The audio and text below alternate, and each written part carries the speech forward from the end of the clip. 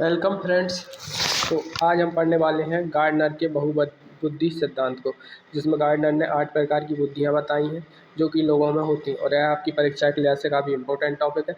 तो चलिए शुरू करते हैं। गार्डनर ने तर्क दिया कि बुद्धि केवल एक सामान्य क्षमता यानी कि IQ नहीं होता, बल्कि यह अलग अलग प्रकार की होती है। 1983 में अपनी पुस्तक फ्रेम्स ऑफ माइंड में उन्होंने शुरुआत में 7 तरह की बुद्धि बताई थी, लेकिन बाद में इसे बढ़ाकर 8 और फिर 9 भी कर दिया। हम बेसिकली 8 पढ़ते हैं, वैसे उन्होंने 9 तक कर दी है। और शुरुआती पुस्तक में उन्होंने कितनी बताई थी? 7। इसको याद रखना है। और गार्डनर की पुस्तक भी पूछे तो आपको याद होनी चाहिए कि frames of mind Harvard gardener द्वारा लिखी गई पुस्तक है। चलिए अब इन 8 प्रकार की बुद्धियों को हम समझने का प्रयास करेंगे जो कि हार्वर्ड गार्डनर द्वारा बताई गई। पहली बुद्धि को उन्होंने भाषाई बुद्धि या फिर लिंग्विस्टिक इंटेलिजेंस का नाम दिया। यदि हम इसमें बात करें तो शब्दों, भाषा और अर्थों को समझने की शक्ति होती है, और यह किस तरह के लोगों में पाई जाएगी तो आप खुद समझ सकते हैं। भाषाई बुद्धि से तात्पर्य है कि लैंग्वेज का अच्छा ज्ञान होना, और पूरी तरीके से सारे लैंग्वेज के अच्छे और जो काफ़ी प्रीमियम शब्द होते हैं उनको भी आना। यह किन में पाया जाएगा? तो जाहिर सी बात है, जो कवि होते हैं, लेखक होते हैं, वकीलों में भी और पत्रकारों में भी इस तरह की बुद्धि देखने को मिलती है। तो यह थी पहली बुद्धि, भाषाई बुद्धि। इसके बाद जो बुद्धि आती है वो होती है तार्किक गणितीय बुद्धि, यानी कि लॉजिकल मैथमेटिकल इंटेलिजेंस। अब तर्क करना, समस्याओं को हल करना और समस्या गणितीय समगणना करने की योग्यता होना तार्किक गणितीय बुद्धि के अंतर्गत आता है। तार्किक गणितीय बुद्धि यानी कि लॉजिकल मैथमेटिकल इंटेलिजेंस, इसका जो है इंजीनियर्स, वैज्ञानिक और गणितज्ञ, यहाँ तक कि जासूसों में भी होती है, क्योंकि जासूसों को भी कई बार फास्ट कैलकुलेशन के जरिए चीज़ों को जो है सूचनाओं को भेजना पड़ता है, और रियल लाइफ सिचुएशन में भी कैलकुलेशन करनी पड़ती है। तो यहाँ पर आपको सिर्फ इतना याद रखना है कि जैसे मैं तार्किक गणितीय बुद्धि कह रहा हूँ, तो आपको सीधा क्लिक होना चाहिए कि यह बुद्धि किन लोगों में होगी। जैसे इंजीनियर्स में होगी, वैज्ञानिकों में होगी और गणितज्ञों में होगी। तो इस तरीके से आपको याद रखना है। ऐसा नहीं याद रखना है कि आपको आठों को आठों बिल्कुल मुँह पर रटी हुई हो, ऐसा नहीं है। वो तो इनके अंदर से आपसे क्वेश्चन पूछ सकता है। जैसे भाई पूछ सकता है तार्किक गणितीय बुद्धि किन लोगों में पाई जाती है। ऑप्शन में वैज्ञानिक, कवि, लेखक और पत्रकार दिया हो तो आपको वैज्ञानिक सेलेक्ट करना होगा। तो इस प्रकार से आपको याद रखनी है। इसके बाद आती है स्थानिक बुद्धि। इसे हम स्पेटियल इंटेलिजेंस भी कहते हैं। यह किस प्रकार की बुद्धि है? तो मानसिक रूप से आकृतियाँ और चित्रों को समझने और कल्पना करने की शक्ति को हम स्थानिक बुद्धि में रखते हैं। यानी कि कैसी बुद्धि? जो कि मूर्तिकारों, चित्रकारों, आर्किटेक्ट और पायलटों में पाई जाती है। यानी कुल मिलाकर ऐसी बुद्धि जो किन में होती है? कलाकारों में होती है। जैसे मूर्तिकार एक कलाकार है, चित्रकार, आर्किटेक्ट और पायलटों में। तो मानसिक रूप से आकृति और चित्रों को समझने की जो बुद्धि होती है, यानी कि दिमाग में ही इमेज को बहुत अच्छे से समझना और क्रिएट कर लेना, वो उस बुद्धि को क्या बोलेंगे? स्थानिक बुद्धि के बोलेंगे। इसके जो उदाहरण आप एक बार याद रखना। इसके बाद जो चौथी बुद्धि थी वह संगीतात्मक बुद्धि थी। अब ये नाम से ही पता है किस में होगी। यह गायकों में होगी, संगीतकारों में होगी। यानी कि जिसमें लय, ताल, सुर और संगीत की समझने की योग्यता हो, वह संगीतात्मक बुद्धि में आएगा, यानी कि म्यूजिकल इंटेलिजेंस होगा। चलिए ये 4 प्रकार की हुई। अब हम अन्य 4 प्रकार की और बहुबुद्धियों को गार्डनर द्वारा दी गई हैं उनको देखते हैं। अब देखिए गार्डनर के बहुबुद्धि सिद्धांत में भाग 2 में देखते हैं हम अन्य 4 प्रकार की बुद्धियाँ। तो एक बुद्धि है शारीरिक गतिक बुद्धि। अब यह बुद्धि किन में होगी? जो कि शरीर से काफ़ी फिट होते होंगे। खिलाड़ी, डांस में भी क्या है? शरीर का तालमेल चाहिए होता है ना, दिमाग के साथ कोऑर्डिनेशन करना पड़ता है डांसरों को भी। इसी प्रकार जो सर्जन होते हैं इन्हें भी काफ़ी अलग ही रूप से अपनी जो है हाथों पर बैलेंस बनाना होता है, क्योंकि सर्जनों बहुत बारीकी के काम करते हैं सर्जरी के ज़रिए। इसके अलावा अभिनेताओं को भी अपने चेहरे के हाव भाव आदि पर बहुत अच्छा नियंत्रण चाहिए होता है। यानी कि जो शरीर पर नियंत्रण और वस्तुओं को कुशलता से संभालने की योग्यता होती है वह शारीरिक गतिक बुद्धि के अंतर्गत आती है। इसे हम बॉडीली काइनेटिक इंटेलिजेंस के नाम से जानते हैं। अगली बुद्धि होती है अंतर व्यक्तित्व बुद्धि। अब इसमें मेरा सुझाव ये रहेगा कि आप इसको जो है इंग्लिश में ही याद करें, वरना आप कंफ्यूज हो सकते हैं इस अंतर व्यक्तित्व और अंतः व्यक्तित्व बुद्धि में। तो जो छठवीं बुद्धि है वह है हमारी इंटरपर्सनल इंटेलिजेंस। इससे तात्पर्य यह है कि दूसरों की भावना, प्रेरणा और इच्छाओं को समझने की योग्यता होना। तो जाहिर सी बात है मनोवैज्ञानिकों में यह बुद्धि होगी, सामाजिक कार्यकर्ता, नेताओं में, क्योंकि नेता भी जो है उसी हिसाब से काम करते हैं जैसा कि दूसरे लोग उनसे करवाना चाहते हैं, उसी हिसाब से अपना जो भाषण देते हैं। तो नेताओं में भी होगी। इसके अलावा शिक्षकों में भी यह बुद्धि होगी, क्योंकि शिक्षक भी एक मनोवैज्ञानिक ही होता है ना, छोटा मोटा बच्चों के हाव भाव को समझने की उसे ट्रेनिंग मिलती है बेसिक। तो इंटरपर्सनल इंटेलिजेंट को समझेंगे आप। इसके बाद आता है इंट्रापर्सनल इंटेलिजेंस। तो इसमें सिर्फ एक का ही अंतर है, इंटर और इंट्रा में, इसको ध्यान देंगे। इंट्रापर्सनल इंटेलिजेंस से मतलब है स्वयं की भावनाओं, शक्तियों और कमजोरियों को समझने की योग्यता, यानी कि व्यक्ति अपने अंदर झांक सके। अपने अंदर झांकने की जो योग्यता होती है, अब ये किसमें होगी? दार्शनिक और आध्यात्मिक गुरुओं में भी होगी, सिंपल सी बात है। अब आती है प्रकृतिवादी बुद्धि, यानी कि जो व्यक्ति प्रकृति, पेड़ पौधे, जानवर और पर्यावरण को समझने की योग्यता रखता है, वह प्रकृतिवादी बुद्धि का उदाहरण है। और इसका यदि आप उदाहरण देखना चाहें तो किसान से अच्छा उदाहरण क्या ही हो सकता है।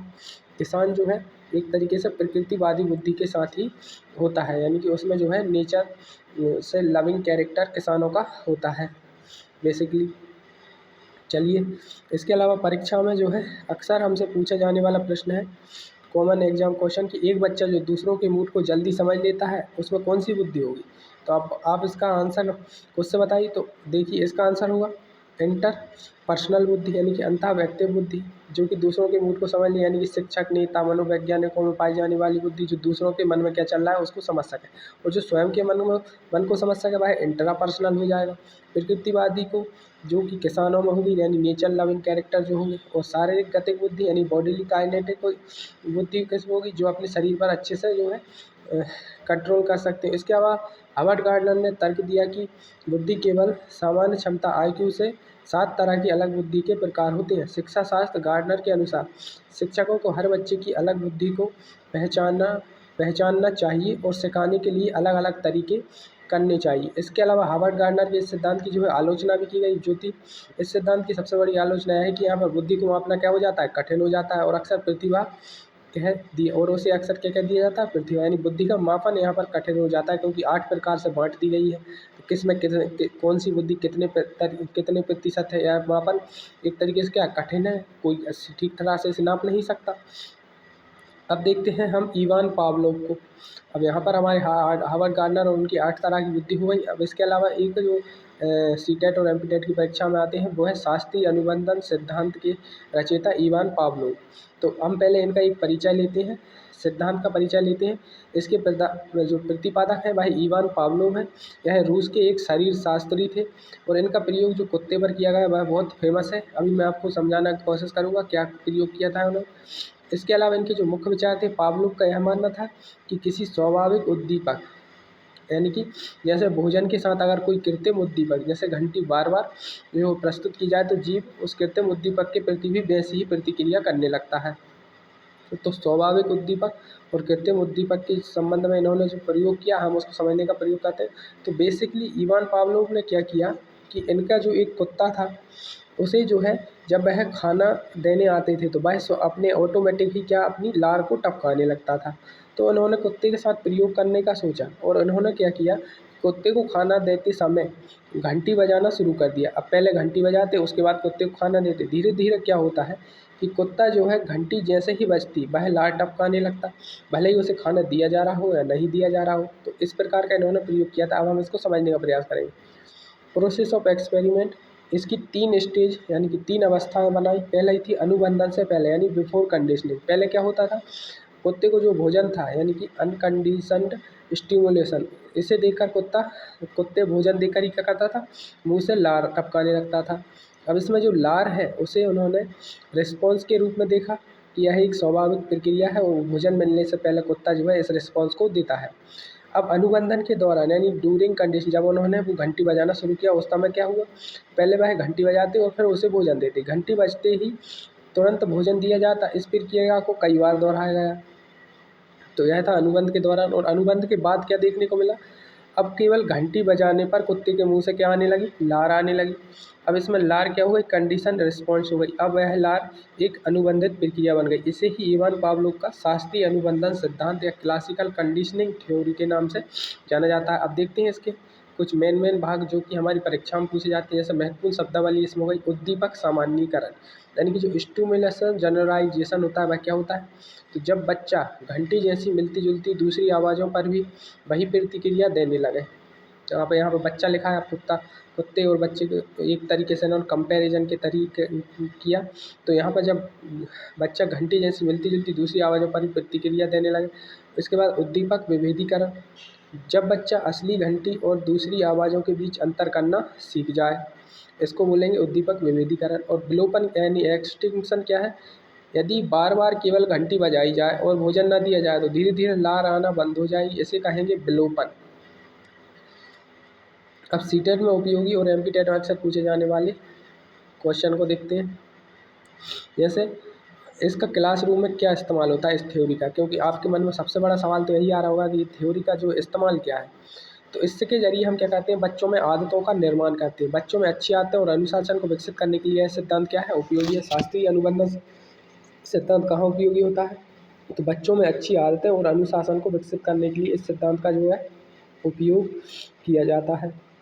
इसी के साथ बच्चों का डर दूर करने में, यदि किसी बच्चे के मन में स्कूल या किसी विषय जैसे गणित के प्रति डर बैठ गया है तो उसे अनुकूलन के माध्यम से दूर किया जा सकता है। भाषा सीखने में शब्दों और वस्तुओं के बीच संबंध स्थापित करके भाषा सिखाने में भी मदद करता है। इसके अलावा अभिवृत्ति यानी कि एटीट्यूड में भी शिक्षक के प्रति सकारात्मक दृष्टिकोण विकसित करने में भी इस प्रकार के जो है सिद्धांत का उपयोग किया जाता है। बेसिकली शास्त्रीय अनुबंधन सिद्धांत ये कहता है कि बच्चे को किसी तरह के जो है एक उसमें रखा जाए कि बच्चा जो है कंफर्ट जोन में रखा जाए, तो धीरे धीरे बच्चा फिर उससे निकलते हुए अपने कार्यों को करने में सफल हो जाता है और वही कार्य करने लगता है जो उससे करवाना पड़ता है। जैसे हमें आदतों का निर्माण करवाना है किसी बच्चे में, तो हम इसका उपयोग कर सकते हैं। बच्चे का डर भगाने के लिए कर सकते हैं, भाषा सिखाने में और अभिवृत्ति में। इसके अलावा इसमें जो याद रखने बाद योग बातें हैं, तो पावलोव को उनके पाचन कार्यों पर शोधन के लिए नोबेल पुरस्कार तक मिल चुका है। तो आप यहाँ पर याद रखेंगे कि पावलोव क्या है, एक नोबेल पुरस्कार विजेता वैज्ञानिक है।